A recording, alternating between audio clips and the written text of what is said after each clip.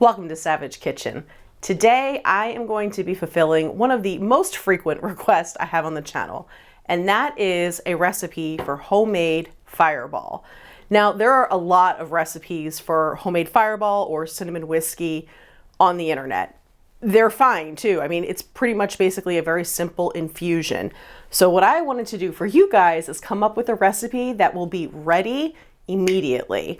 So this recipe is going to take the time it takes to make a syrup and then let it cool, and then voila, you're going to have delicious cinnamon whiskey. Now, a Fireball, if you're unfamiliar and have been living in a cave for the past decade, is actually a low ABV whiskey, and I'm using air quotes because depending on where you are in the world, it doesn't technically qualify as a whiskey. Here in the United States, for something to be considered a whiskey, it has to be 40% ABV or higher.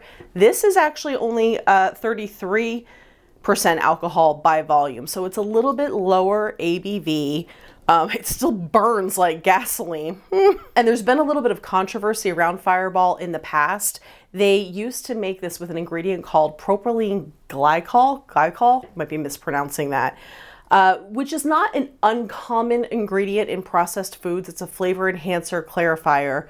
However, in the United States versus other countries, and for example, the European Union, there are different thresholds for what is allowable in food.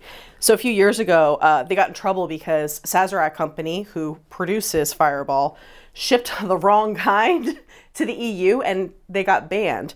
And what's funny about that is there was a lot of controversy at the time. Everybody was like, there's antifreeze in the Fireball. Settle. It's not antifreeze, even though there is PG in antifreeze. And since 2018, might have to check my sources on that, they have not included any PG in any of their recipes anywhere around the world. That doesn't mean we shouldn't make our own though. So for this recipe, you are going to need whiskey. I chose a giant handle of Kirkland from Costco Canadian whiskey. Now, if you've been with me for a while, you know that I always say to choose a base spirit that you enjoy drinking. For Fireball, I'm still sticking with that. However, the base of Fireball is Canadian whiskey, and Canadian whiskeys are typically very rye forward, a little bit spicier than maybe a bourbon, which is an American whiskey. And for the resulting heat, I want something that's pretty spicy. This Kirkland's Canadian whiskey is not bad. And for $20 for an entire handle, it's phenomenal. So I personally don't think I would drink this neat. Maybe over ice. It opens up a bit over ice, but it's got some spice to it, which is what we want for this. I would also use something like Bullet Rye would be fine. Redemption Rye. I actually like that a lot in a cocktail. I would choose a rye whiskey though, and if you have a Costco card, have at it for, I think it was literally like $18 or $19, so worth it. Then we're gonna need some sugar, some cinnamon. The secret ingredient here, it's kind of obvious, chili flakes. I am using Aleppo chili.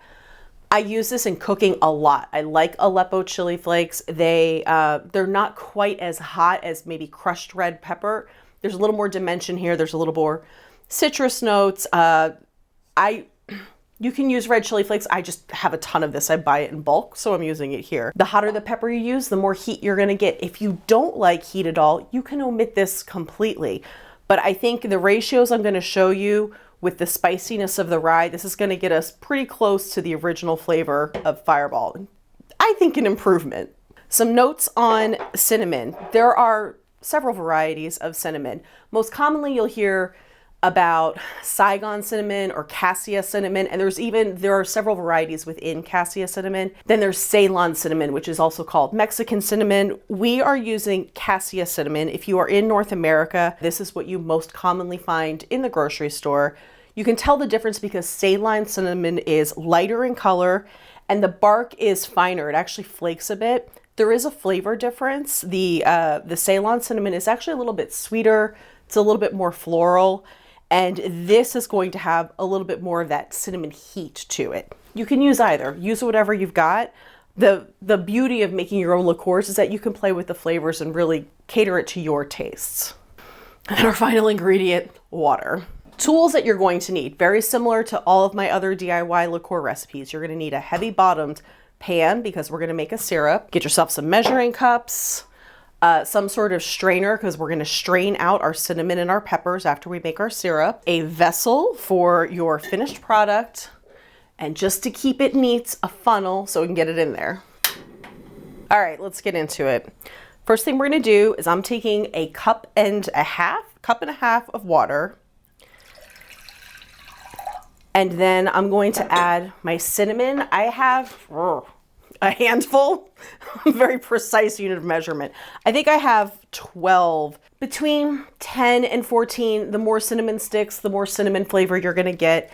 A cinnamon all is gonna have slightly different sizes to it, so it's okay if you only have 8 cinnamon sticks, or if you wanna go nuts and throw in 16, go to town. High heat, because you wanna bring this up to a boil. I'm doing a 1/4 teaspoon of chili, because we're basically gonna simmer this and create a cinnamon tea. These chili flakes are gonna steep in the water and they really are gonna deliver some heat. If you love spicy things, add more chili. I don't love spicy things. I don't mind it, but I don't enjoy heat just for heat's sake. So to me, 1/4 teaspoon is good. Less than this, you don't really get the heat. The first couple batches I made, I was doing like 1/8 teaspoon. It really wasn't enough. There was like a little heat back there. But I would say 1/4 teaspoon at minimum for heat. Omit it if you don't like heat, and if you want more, may the odds be ever in your favor. So a lot of the recipes that you find online for cinnamon whiskey are purely an infusion of cinnamon sticks into spirit. There's nothing wrong with that. I love that method. That's a really pure way to get flavor without adding any sugar and or diluting your original spirit. However, I might be the world's most impatient person, so having a way to create a cinnamon whiskey immediately just tickles me. And also, the ABV on the original Fireball is quite low. So by adding this concoction to our whiskey, we're actually gonna come close to that 33% ABV. If we did the math on this, it's probably under 30%. I think we're gonna land somewhere around 28% ABV. I'm sure y'all can correct me in the comments. So we're at a boil. I'm gonna cover this and I wanna let it simmer for at least 10 minutes. I really wanna extract as much flavor as I can out of those cinnamon sticks and the Aleppo chili. Now, if you're wondering if you can do this with ground cinnamon, you can. The approximate equivalent to a stick of cinnamon is, I'm pretty sure it's 1/2 teaspoon of ground cinnamon. I'll look that up and put it in the description.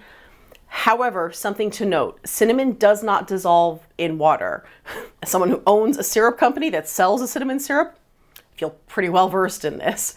It is a tree bark, so it just isn't going to dissolve in water. That is okay. It's okay if you want to end up having the ground cinnamon in your final product. You just have to shake it up repeatedly. However, if you don't want that sediment, you're gonna need to strain this through an extremely fine cheesecloth. Better bet would actually be a coffee filter. And again, impatient me, I'd rather just use a whole stick and then you can pluck them out super easy. Also, this is gonna smell incredible. Smells really good.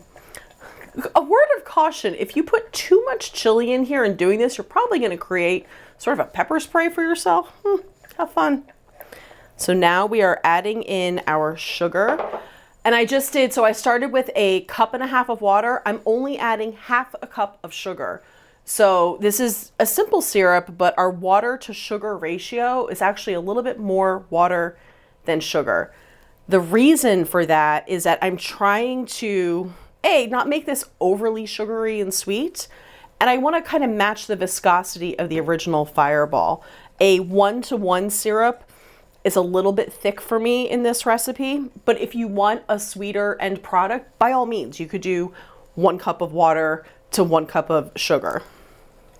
And we're gonna cover this, and again, I'd say another 10 minutes or so. Try not to burn the shit out of your hands. So this technique of infusing the water first and extracting all of that flavor is not dissimilar to the process that we use at Savage Kitchen Provisions when we're doing our flavored syrups. Doing it this way, you just get so much more flavor out of whatever those ingredients are, so much faster. There we go. Woo, nice. All right, that's at a boil.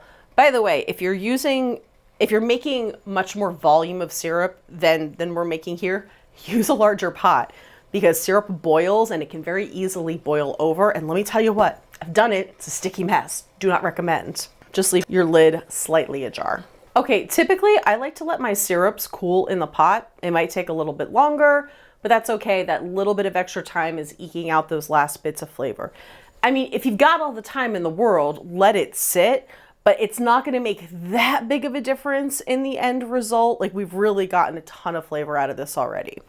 So I am going to go ahead and pluck out.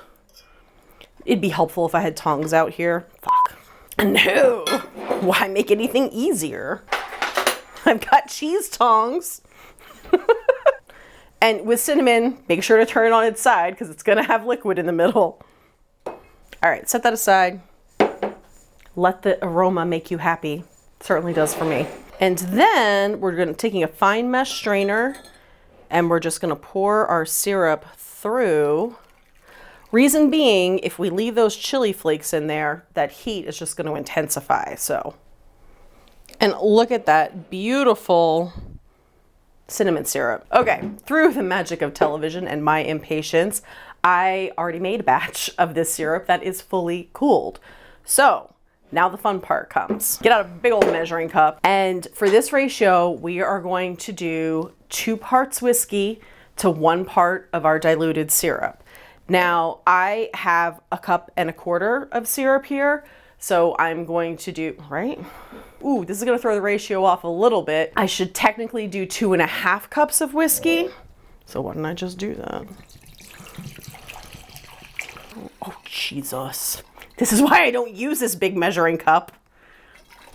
Pyrex hates me. Don't ever waste whiskey. Just pour slower. I don't have this kind of patience. Nobody light a match near me. And now our cinnamon syrup. See, this I can pour like a normal human. Shake it up.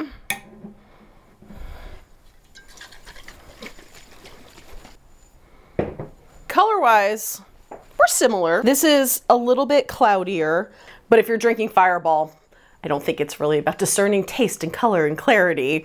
And I promise you, this is an improvement over this. No offense to Sazerac Company, or the original makers, which were a Canadian company that also do other liqueurs. It's Dr. McGillicuddy's. In fact, I have. This is the company that originally produced Fireball, and they were bought by Sazerac in 1988 or 89. The one thing I will say is this stuff, whoa, also very potent, intense flavor, much like the Fireball. And I'm pretty sure is a lower ABV. Yeah, this is only 24% alcohol by volume. So I don't know what you're doing up there in Canada, but damn, settle. All right, the moment of truth is upon us. I know a lot of people love Fireball. It's great, it's cinnamon, it's whiskey. But to me, it tastes like you just dissolved some Red Hots in some whiskey, which is actually one of the ways you can make homemade Fireball. I don't recommend it. But then again, I don't recommend this either. Okay, and I love whiskey. We know I love whiskey. Fireball's not my favorite. Okay, let's try our homemade version. So interestingly, this one smells more of ethanol, of alcohol, right off the top. But you also smell the cinnamon, and it doesn't smell, if you can smell hot, it doesn't smell quite as hot, and because it isn't quite as hot.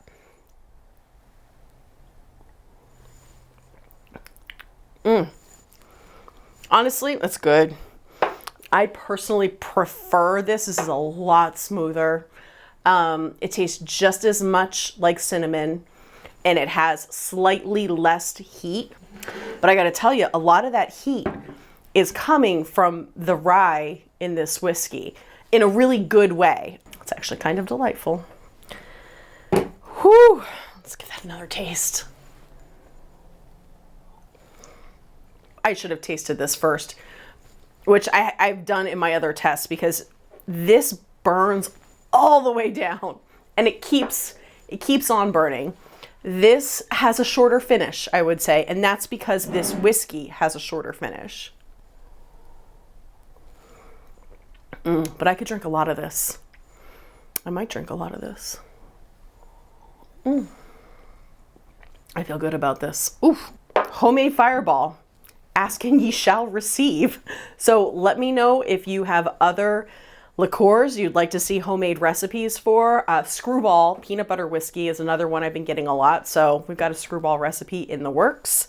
And in the interim, the technique for a peanut butter whiskey is very similar to a Nutella whiskey that I did a couple years ago. So I'll put a link to that in the comments below. Make sure to check it out.